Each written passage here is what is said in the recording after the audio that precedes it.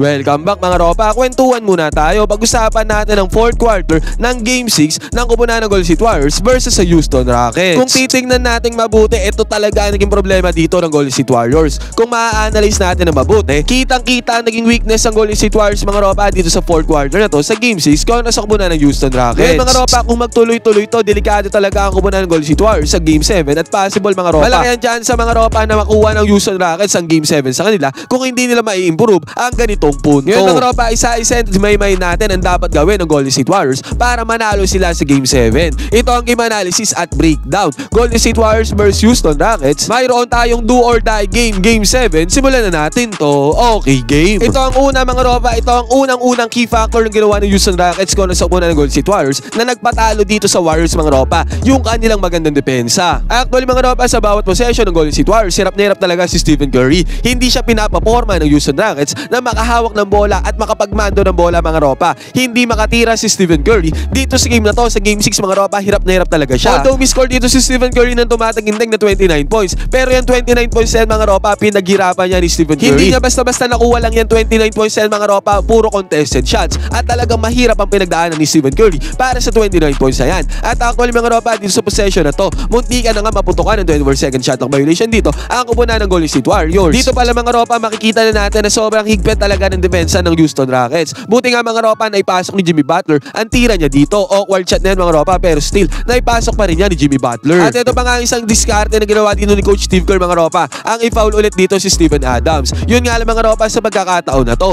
naipasok naman ni Steven Adams dito yung dalawang magkasunod na free throws niya. Kahit na intentional foul yan kay Steven Adams mga ropa, at ito possession ulit dito ng kupunan ng Golden State Warriors. Pumeke dito si Quentin Post mga ropa, pero tingnan natin, grabe yung sabay dito kay Quentin Post sa may 3-point area. Parang lalamunin na si Quentin Post sa pagsabay na yan ng Houston Rockets. At nagpintas naman ng mid-range jumper dito ni Quentin Post mga ropa, yan ang isa pa. Dahil nga maigpit ang depensa ng Houston Rockets mga ropa, tumataginting na 37 out of 90 ang field goals dito ng Golden State Warriors. 41.1% lamang yan mga ropa. Kumpara sa 35 out of 78 ng Houston Rockets mga ropa, tumataginting na 45% yun. Ibig sabihin mga ropa, mas efficient ang Houston Rockets sa kanilang shooting compared sa Golden State Warriors. At isa nga sa main reason doon mga ropa ay ang magandang depensa ng Houston Rockets. At ito pa mga ropa, isa to sa dapat solusyonan ng Golden State Warriors sa Game 7 mga ropa, si Fred VanVleet. Makikita natin mga ropa dito sa may ibabaw, binabantayan ni Brandon Podziemski dito si Fred VanVleet mga ropa. Masasabi naman natin good defense naman nilalaro ni Brandon Podziemski. Yun nga lang mga ropa, hindi yan enough yung good defense na yan. Dapat talaga mas higpitan pa ang depensa kay Fred VanVleet. Take note mga ropa, si Fred VanVleet at Alperen Sengun para sa akin, yan ang dapat depensahan dito sa Houston Rockets, yung dalawang players na yan, Fred VanVleet at Alperen Sengun. Kung pwede lang mag-design si Coach Steve Kerr ng depensa para sa dalawang players na yan ng Houston Rockets mga ropa, dapat gawin nila sa Game 7 na malimitahan ang dalawang players na yan, si Fred VanVleet at Alperen Sengun. Take note mga ropa, dito sa Game 6 nagtala si Fred VanVleet ng tumataginting na 29 points. Si Alperen Sengun naman mga ropa, tumataginting na 21 points ang tinala kontra sa kupunan ng Golden State Warriors. Para sa akin mga ropa, mas okay ng patirahin ng Golden State Warriors si Jalen Green, pero syempre dedepensahan pa din yun kasi si Jalen Green mga ropa, hindi siya efficient sa kanyang mga tira, unlike kay Fred VanVleet mga ropa at Alperen Sengun na talagang sobrang efficient sa court. Dapat talaga itong dalawang players na to ang higpitan ng depensa dito ng Golden State Warriors. Doble kayo dapat sa depensa. At ito mga ropa, possession dito ng Golden State Warriors, Stephen Curry nagmamando ng bola dito. Sinabi ko nga sa inyo mga ropa kung ano ang depensa ng Houston Rockets kay Stephen Curry. Sobrang higpit mga ropa. Talagang parang ayaw nilang patirahin si Stephen Curry. Pansinin nyo mga ropa, kahit i-replay nyo yung laro, talagang ibang-iba ang depensa ng Houston Rockets against kay Stephen Curry compared sa ibang players ng Golden State Warriors. Ito yung sinasabi ko mga ropa na dapat ang depensa ng Golden State Warriors kay Fred VanVleet ay ganitong katulad ng depensa kay Stephen Curry. Sa pagkakataon nga na to mga ropa,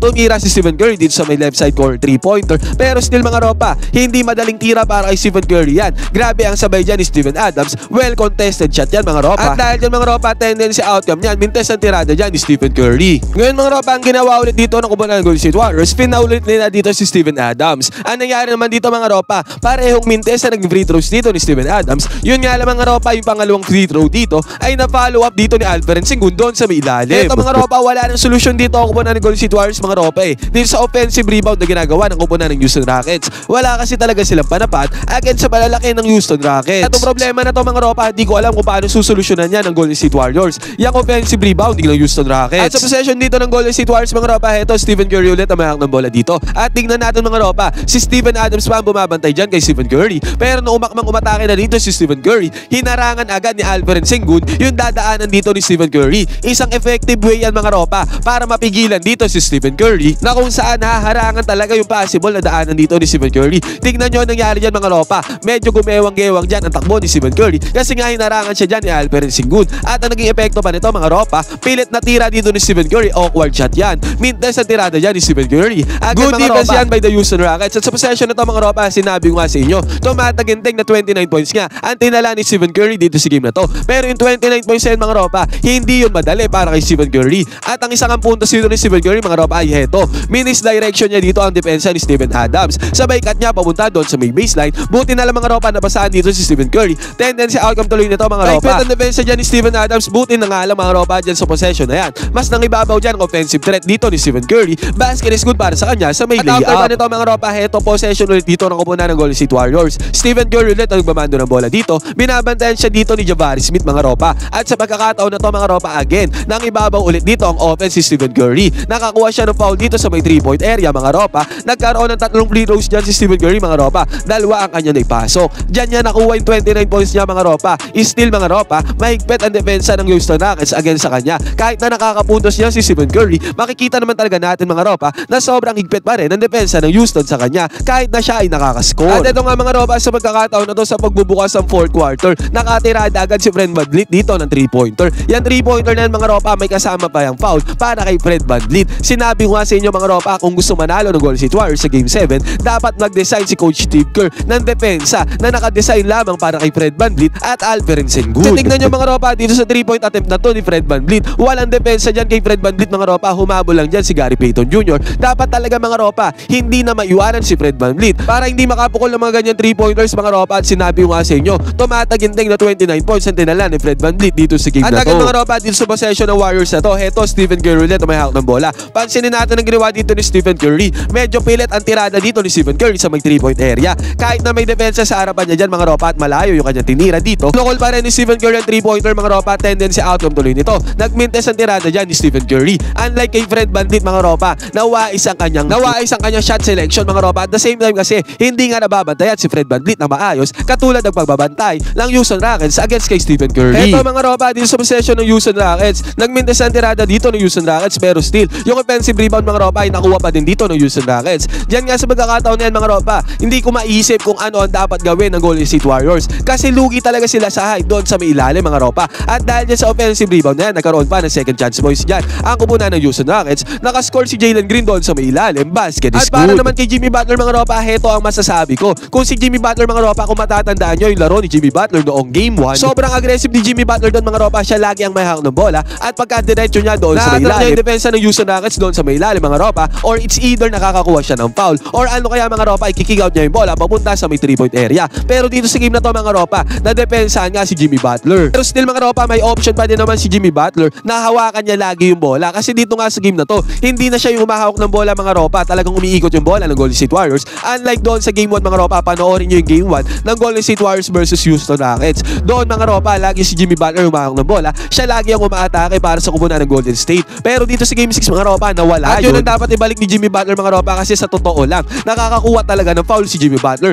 Magaling siyang kumuha ng foul at yun ang dapat ibalik ng Golden State Warriors dito sa may game 7 na paparating. Ito mga ropa, sa possession na to ng Houston Rockets, maganda nag-isabay dito yung Gary Payton Jr. Talagang walang space dito si Fred VanVleet para tumira dito sa may 3-point area. Maganda nag-isabay dyan mga ropa, dapat laging ganyan na maging sabay kay Fred VanVleet. At sa possession na to ng Houston Rockets mga ropa, heto yung sinasabi ko na mas okay na si Jalen Green na lang ang humawak ng bola para sa kupunan ng Houston Rockets. Kasi pag si Jalen Green mga ropa, malaki ang chance na magbintes ang tirada ni Jalen Green mga ropa. At sa pagkakataon nga na to, heto nag-turnover pa si Jalen Green. Prone kasi si Jalen Green mga ropa sa mga mintes sa tira, at the same time prone din siya sa turnover. Ganun nga nangyari dito mga ropa, turnover dito ni Jalen Green. At sa possession dito ng Warriors mga ropa, heto nga yung sinasabi ko, dapat si Jimmy Butler, talagang dapat siya na lang humahawak ng bola dito para sa kupunan ng Golden State Warriors kasi may chance talaga mga ropa na makakuha ng fouls dito si Jimmy Butler. At ganun nga nangyari dito mga ropa, pag-atake dito ni Jimmy Butler, nakakuha siya ng foul dito agad sa depensa ng Houston Rockets. Kung pwede pala mga ropa, bakbakin ni Jimmy Butler ang depensa ni Alperen Sengun doon sa may ilalim para maaga pa lamang mga ropa magka-foul trouble agad si Alperen Sengun sa paparating na Game 7. Ito mga ropa, shot selection dito ni Stephen Curry. At the same time, maganda din talaga ang depensa ng Houston Rockets against si Stephen Curry. Sa pagkakataon nga na to mga ropa, kitang-kita naman natin dito. Sobrang hirap ng tira na yan ni Stephen Curry. May depensa pa sa kanya dyan. Ang nangyari tuloy dito mga ropa. Main test ng tirada dito ni Stephen Curry, basket is not good. At sa possession na to ng Houston Rockets mga ropa, Alperen Sengun na may hawak ng bola. At anong nangyari dito mga ropa, heto mahigpit na nga ang depensa dito ng Golden State Warriors against kay Alperen Sengun. Pero still, nagawan pa rin ang paraan ni Alperen Sengun na makascore dyan sa may ilalim. Heto na nga yung sinasabi ko mga ropa, dapat may sariling design si Coach Steve Kerr ng depensa against kay Fred VanVleet. At the same time kay Alperen Sengun mga ropa. Kasi yan talaga ang offense ng Houston Rockets mga ropa, yan dalawang yan. Mas okay na si Jalen Green ang maging mode of offense ng Houston Rockets kaysa sa dalawang yan mga ropa, kasi talagang napaka-efficient yan dalawang yan. Sa possession na to ng Golden State Warriors mga ropa, again Stephen Curry ulit may hawak ng bola dito sa may ibabaw. Ito mga ropa, gumamit ng screen dito si Stephen Curry. Pero yung paggamit ng screen na yan ni Stephen Curry, dito sa malayo siya nakabukol ng 3-pointer mga ropa, kasi nakita niya agad na sumalubong agad si Jabari Smith sa depensa dito sa may ibabaw mga ropa. Kung idediretso niya yan mga ropa, mahaharangan lang siya dyan ni Jabari Smith. Kaya ang ginawang desisyon dito ni Stephen Curry, pumukol na siya dito sa may top of the key 3-pointer. Sobrang layo niyan mga ropa. Heto na nga yung sinasabi ko na talagang mahigpit at well planned, planado dito ang depensa ng Houston Rockets against kay Stephen Curry. Pagkalayo-layo yung 3-pointer niyan mga ropa, kaya ang nangyari dito, mintes na naman ang tirada dito ni Stephen Curry. Para sa Rockets mga ropa, mas okay nang maging ganyan ang tirada ni Stephen Curry kesa na maging open mga ropa. Malayo yan mga ropa, still nakasabay naman dyan si Jabari Smith. Yan naman ang gusto mangyari ng Houston Rockets mga ropa, maging pilit ang tira ni Stephen Curry, at pinagbabayad nga sila ng Houston Rockets against sa depensa na to nila kay Stephen Curry. At ang nangyari naman dito mga ropa sa possession dito ng Houston Rockets, Jalen Green na may hawak ng bola. At sinabi ko nga sa inyo mga ropa, mas okay na si Jalen Green nagmamando ng bola kesa na si Fred VanVleet or si Alperen Sengun. Siya nga nasa ibabaw dito mga ropa. Tingnan nyo, ang kinalabasan dito, turnover na naman para sa kupunan ng Houston Rockets. At tong turnover naman na to mga ropa, nakapitalize ni Jimmy Butler. Sinabi ko nga din sa inyo na mas okay na si Jimmy Butler ang laging bumabakbak dito para sa kupunan ng Golden State Warriors. Kasi mga ropa, malaki ang chance ni Jimmy Butler na makakuha siya lagi ng foul against sa depensa ng Houston Rockets. Dito nga mga ropa, nakakuha siya ng foul dyan at nakapag free throws dyan si Jimmy Butler. At ang huli mga ropa na dapat limitahan ng Golden State Warriors sa paparating na Game 7 ay ang turnover sila.